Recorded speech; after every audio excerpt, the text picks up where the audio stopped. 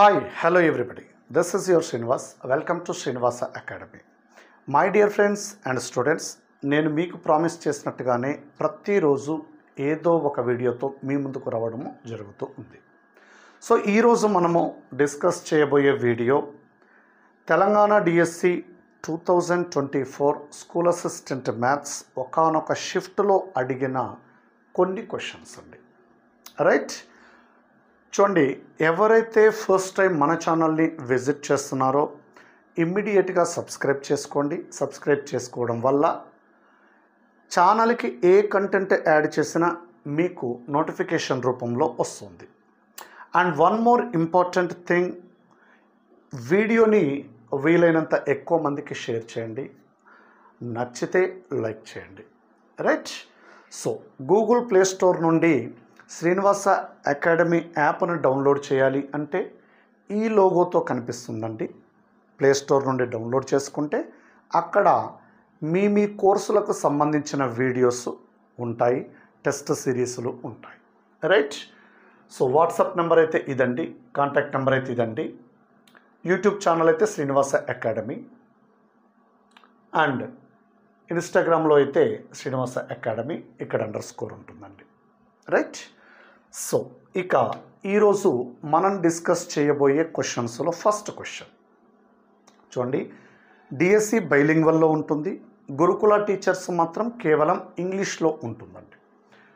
అందులో first question, a bag contains 28 balls, some are yellow and others are pink. If a ball is drawn at random from the bag, the probability that being yellow is 4/7. Then the number of pink balls in the bag are. ఒక సంచిలో 28 బంతులు ఉన్నాయి. అందులో కొన్ని పసుపు మరికొన్ని గులాబీ రంగుతో ఉన్నాయి. సంచి నుండి ఒక బంతిని యాదృచ్ఛికంగా తీసినట్లయితే అది పసుపు రంగులో ఉండే సంభావ్యత 4/7 అయినా సంచిలో ఉండే గులాబీ రంగు బంతుల సంఖ్య. సో క్వశ్చన్ డిఫరెంట్గా అడిగారండి. ప్రాబబిలిటీ కాన్సెప్ట్ మీద గ్రిప్ ఉంటే డెడ్ ఈజీ క్వశ్చన్, పేపర్ మీద పెన్ పెట్టాల్సిన అవసరం లేదండి. There are 28 balls in the total. Okay,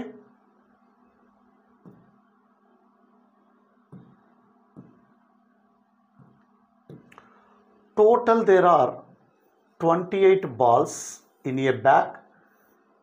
Of these, some are yellow, we don't know how many yellow, and some are pink. ఇదండి సంచిలో ఉండే డిస్క్రిప్షన్. కొన్ని ఎల్లో బాల్స్ ఉన్నాయి, కొన్ని పింక్ బాల్స్ ఉన్నాయి. కానీ ఆల్రెడీ ఏమంటున్నారంటే సంచి నుండి యాదృచ్ఛికంగా ఒక బంతిని తీసినట్లయితే అది పసుపు రంగులో ఉండే సంభావ్యత 4/7 అన్నాడు. మరి సంచి నుండి ఒక బంతిని తీయడం అంటే 28లో నుంచి ఒకటి తీయడమే కదండి. నిజానికి probability of yellow ball should be equals to denominator 28, numerator something. Right, numerator x. This is already given as 4/7. ఇదండి వాళ్ళు ఇచ్చింది. So very easy to identify x. x is equals to denominator 28 రావాలంటే దీన్ని 4తో మల్టిప్లై డివైడ్ చేయాలి. So x is equals to 16. 16 represents number of yellow balls in the bag. Here 4 doesn't represent number of yellow balls. It represents yellow ball probability. Probability is a fraction. It may be in simplest form. So the number which appears in the numerator may or may not represents number of yellow colored balls, because of denominator is not 28. Whenever denominator is 28, numerator represents number of such colored balls. So in order to get to 28 here, both numerator and denominator should be multiplied by 4. 16/28. Right, x value 16. In a bag there are 16 yellow colored balls, obviously 12 pink colored balls, because total number of balls 28. So that is the question. Okay.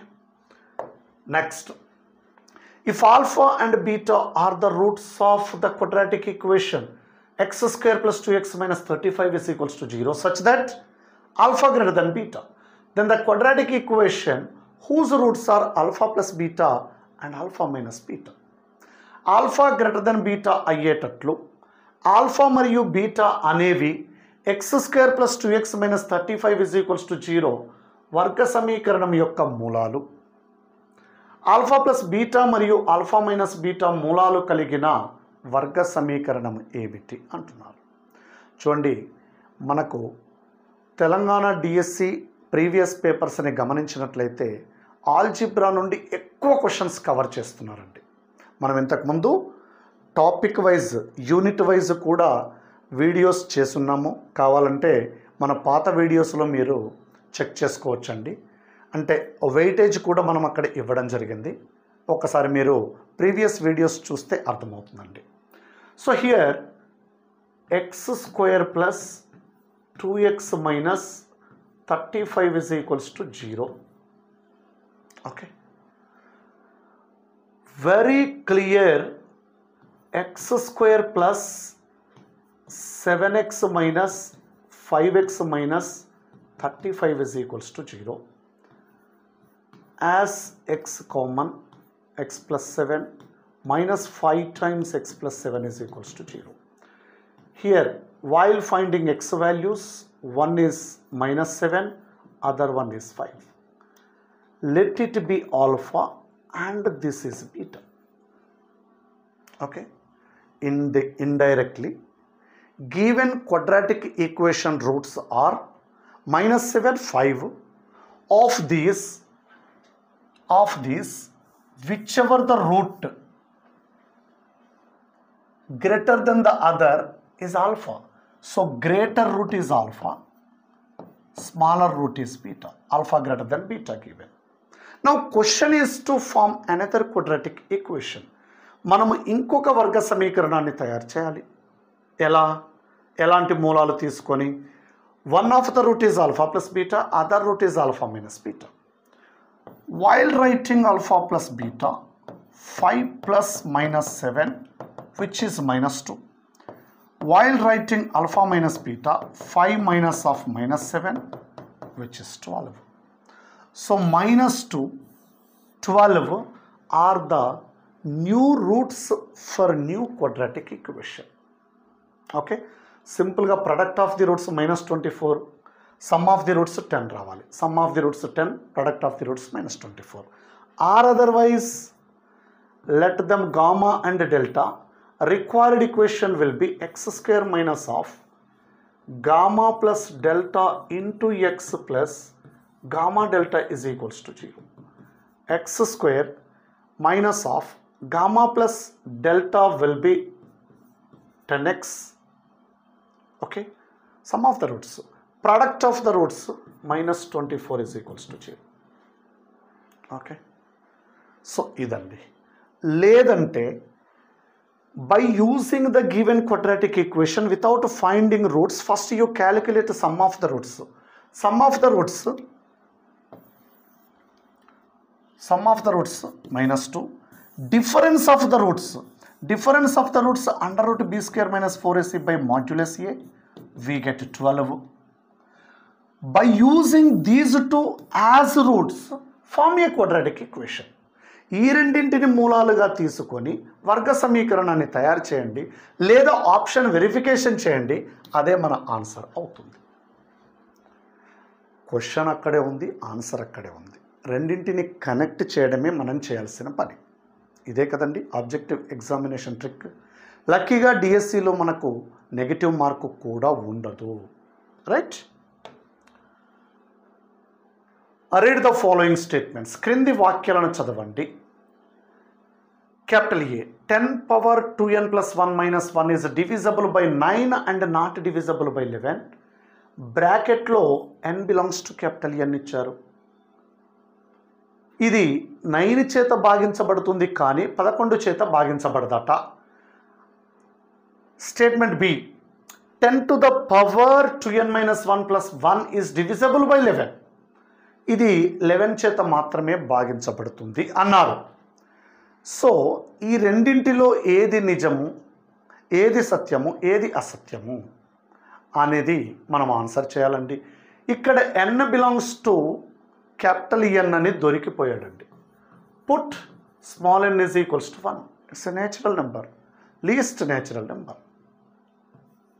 Statement A, 10 to the power 2n plus 1 minus 1, n is equals to 1, 10 cube minus 1, 999. Do observe that 999 is divisible by 9, but 11 nines 99, it is not divisible by 11. That's why statement A is correct. And statement B, put n is equals to 1 only, 10 to the power 2n minus 1 plus 1. So this is 10 power 1 plus 1, 11. It is divisible by only 11. Yes, here also given divisible by only 11. That's why both the statements are correct. రెండు వ్యాఖ్యలు సరి అయినవే, రెండు ప్రవచనాలు సరి అయినవే. మీకు n is equals to 1తో work out అవ్వలేదనుకోండి, go to n is equals to 2. So however we are going to substitution method, better to take least natural number. Okay, let's move on to next question. If the mean of p and 1 by p is k, then the mean of p power 4 and 1 by p power 4 is how much? p మరియు 1 by p యొక్క సగటు k అయితే p power 4 మరియు 1 by p 4 యొక్క సగటు ఎంత? చూడండి, p plus 1 by p by 2 అంటే సగటు అండి. This employees p plus 1 by p is equals to 2k. Okay, మనకి ఆల్జీబ్రాలో special ప్రోడక్ట్స్లో some standard results are there.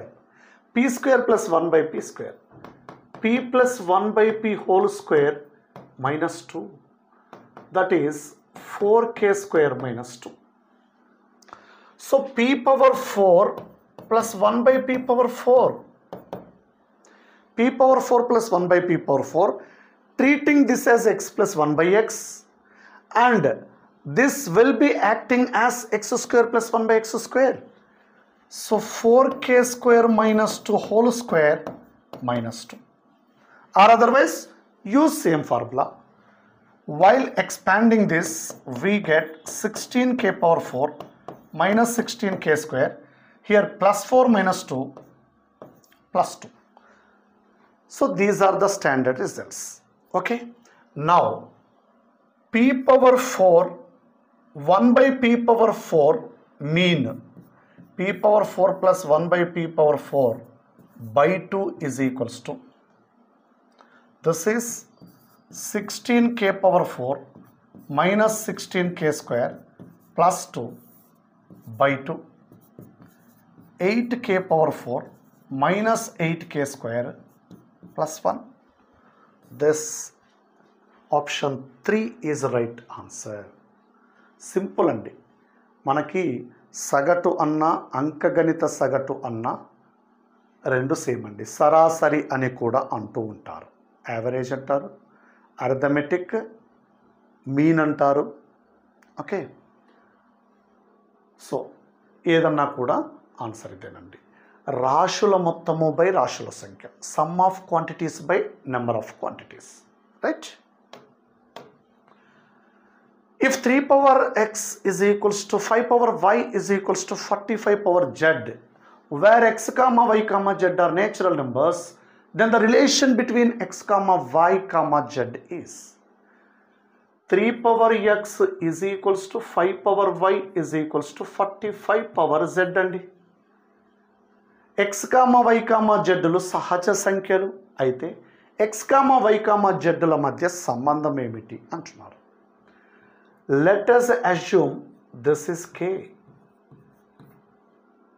Okay, now k power 1 by x is equals to 3, k power 1 by y is equals to 5, k power 1 by z is equals to 45. 45 can be written as 3 square into 5 power 1. 3 can be written as k power 1 by x. 5 power 1 can be written as k power 1 by y. This is k power 2 by x plus 1 by y. Both sides bases are equal, equating powers. 1 by z is equals to 2 by x plus 1 by y. Right? So this is answer. 1 by z is equals to 2 by x plus 1 by y. Right? Next one. A motorcycle was sold at a gain of 12%. If it had been sold for rupees 108 more, the gain would have been 15%. Then the cost price of the motorcycle is. ఇది arithmetic related question అండి, పర్సంటేజ్కి సంబంధించిన question. ఒక motor సైకిల్ని 12% లాభంతో అమ్మారు.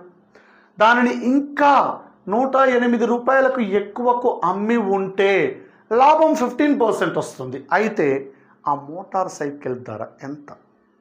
చూడండి, 12% లాభముతో అమ్మినప్పుడు ఆ లాభం ఎంతో చెప్పలేదు.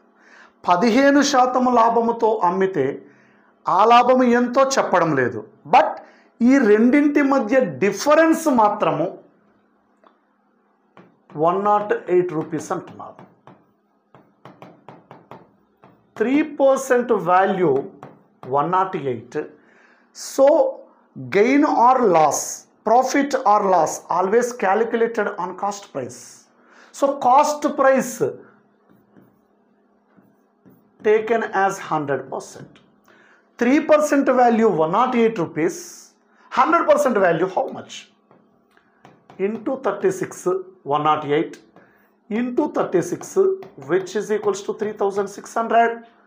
So 3600 will be the cost price of motorcycle. Simple question. Okay. S1 is the sum of first n odd natural numbers. S2 is the sum of first n even natural numbers. Then the value of S2 by S1 is. Okay. S1 is sum of the first n odd natural numbers, which is equals to n square standard result. S2 is sum of the n even natural numbers. This is n into n plus 1.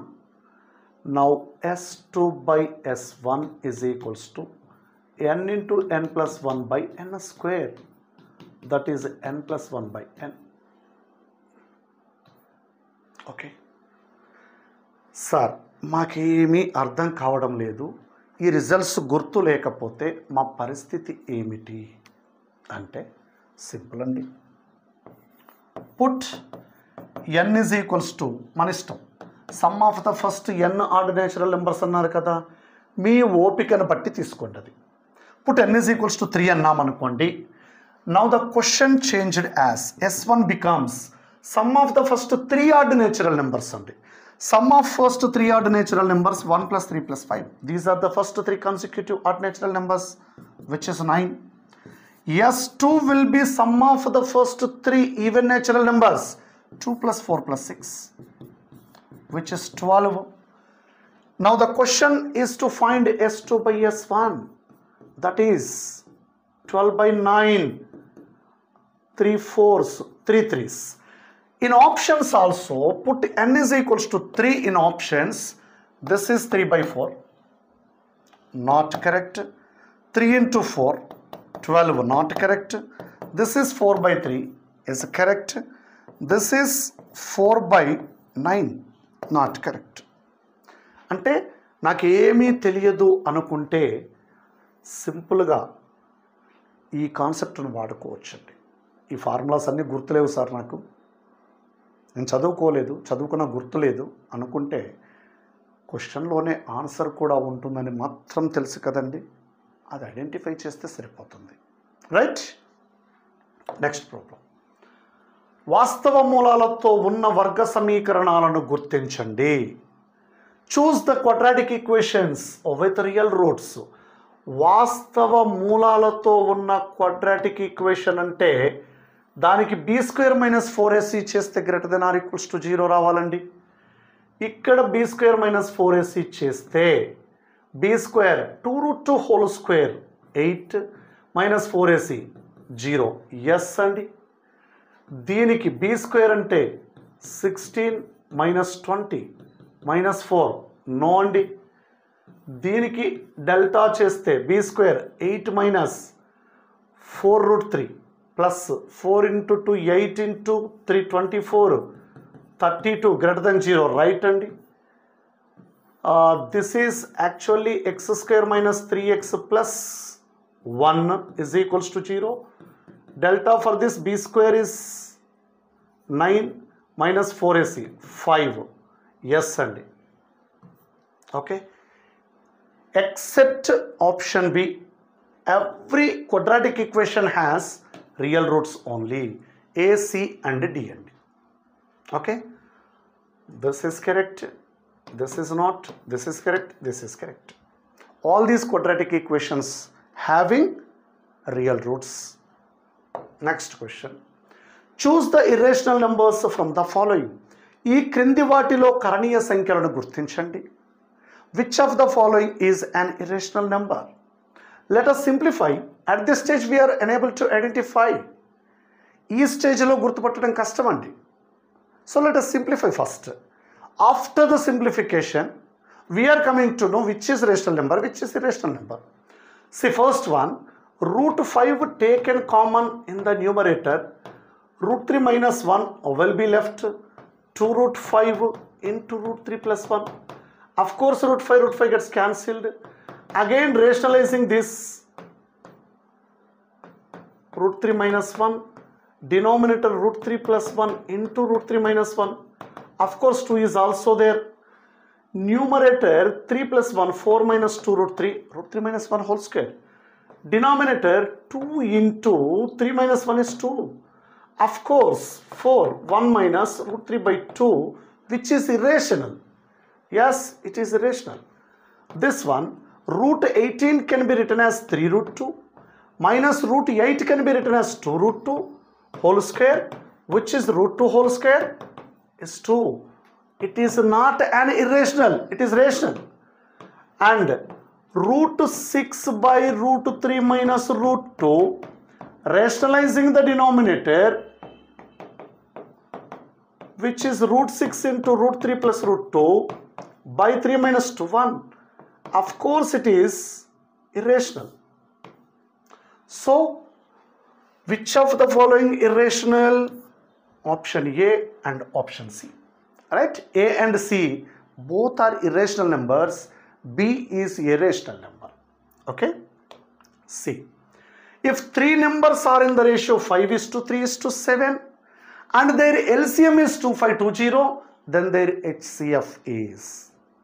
Do observe that మూడు సంఖ్యలు 5:3:7 నిష్పత్తిలో ఉన్నాయి మరియు వాటి కాసాగు 2520 అయితే వాటి గాసాక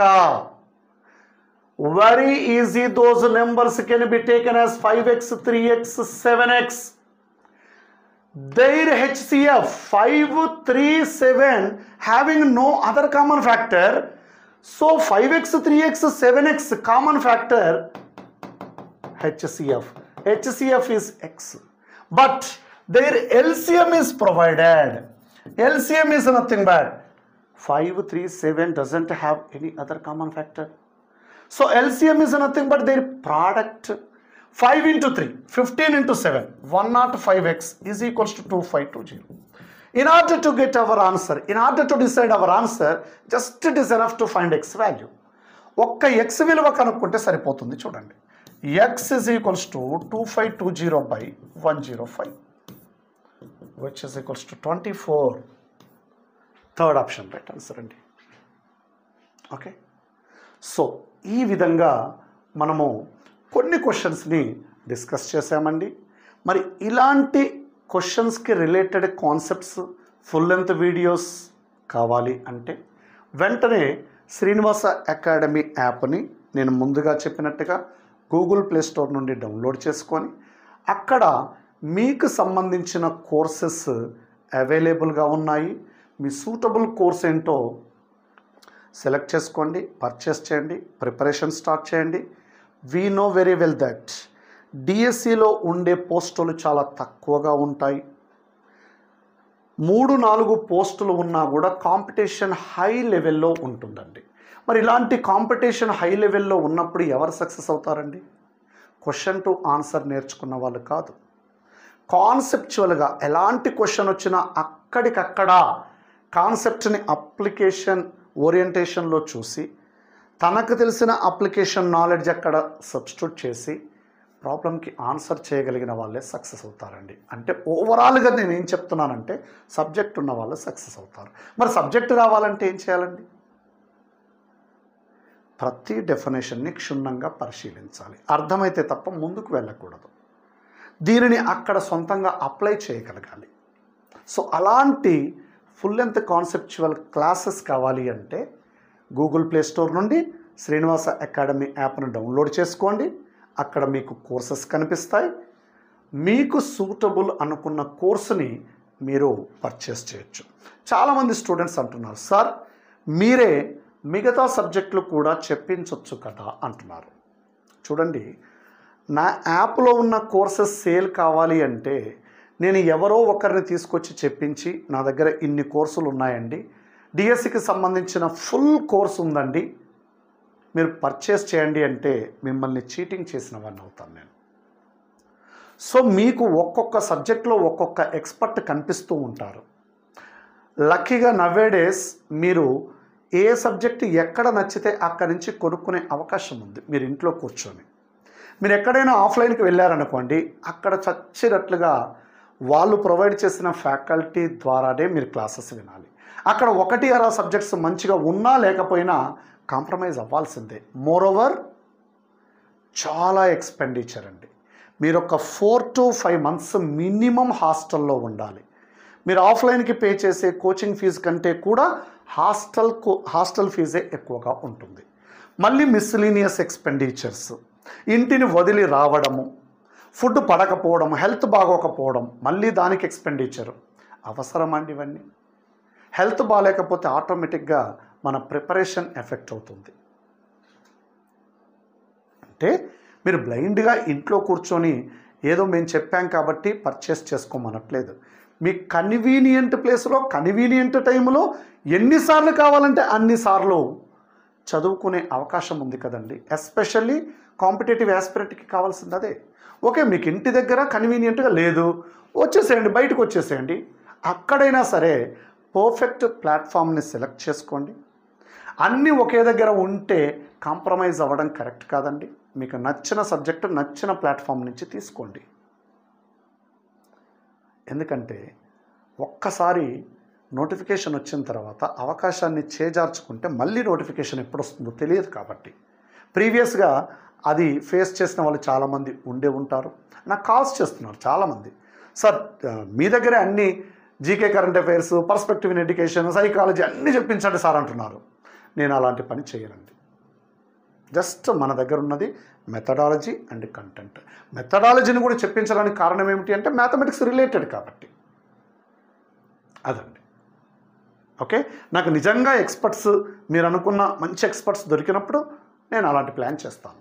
ఇప్పుడు ఎవరినో ఒకరిని తీసుకొచ్చి చెప్పించి అనవసరంగా మిమ్మల్ని చీట్ చేయలేను. రైట్? సో మరెందుకు ఆలస్యం అండి, యాప్ డౌన్లోడ్ చేసుకోండి. ఫ్రీ కంటెంట్ ఉంటుంది అక్కడ, వినండి. విన్న తర్వాతే డిసైడ్ చేసుకోండి, పర్చేస్ చేయండి, ప్రిపరేషన్ స్టార్ట్ చేయండి. నోటిఫికేషన్ ఎప్పుడు వచ్చినా సిద్ధంగా ఉండండి. త్వరలో టెస్ట్ సిరీస్ కూడా స్టార్ట్ చేసుకుంటాం. Thank you వనడా.